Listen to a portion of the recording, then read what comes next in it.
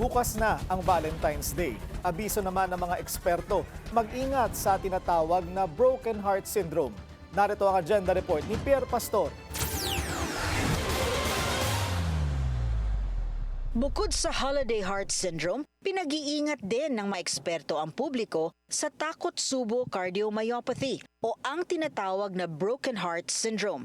Ang holiday heart syndrome ay nangyayari kapag holiday season gaya ng Kapaskuhan. Dala raw ito ng sobrang makukolesterol na pagkain at maraming alcoholic beverages dahil sa sunod-sunod na party.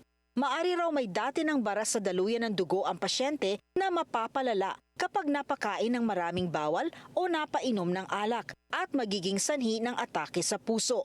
Ang broken heart syndrome naman ay isang temporary heart condition na natitrigger ng intense, emotional or physical stress. Magiging sanhi ito ng paghina ng left ventricle at paglobo nito. Meron tayong tinatawag na hormones na nare-release galing sa brain. We call that catecholamines. Siya yung nagpapabilis ng tibok ng puso, nagpapaconstrict ng ugat sa iba't ibang parte ng katawan, at nagpapataas ng blood pressure at blood flow sa buong katawan.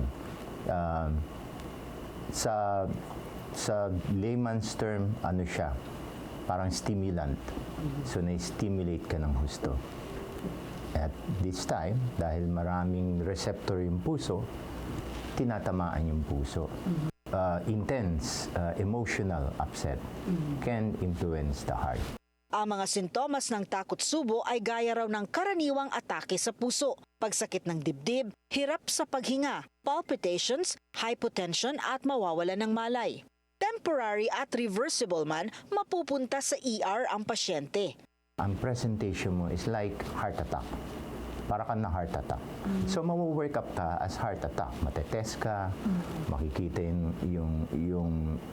yung blood test na nagsasabing may heart attack, yung ECG mo pwedeng mag-present as heart attack, and magagamot ka as heart attack.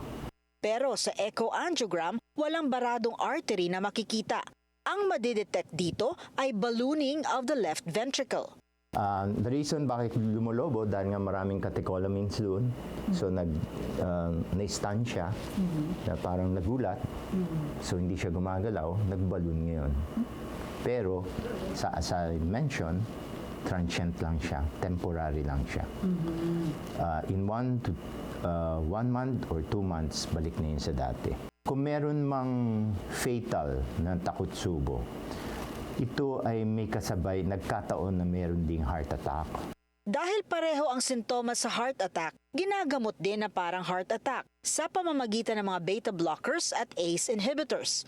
Sanhi nito ay matinding emosyon gaya ng pagkabigla, sobrang lungkot tulad kapag nawalan ng mahal sa buhay o matinding financial loss. Maari ring dahil sa matinding pagod o sa isang masakit na breakup. Kaya't payo ng mga eksperto sa puso, guard your heart. Dapat magkaroon ng time to relax at life-work balance. Dapat ding matutunan ang effective stress management. Para sa Agenda, Pierre Pastor, Billionaire News Channel. Manatiling nakatutok sa Billionaire News Channel. Sumubaybay sa aming social media accounts at mag-subscribe sa aming YouTube channel para sa mga eksklusibong balita at storya.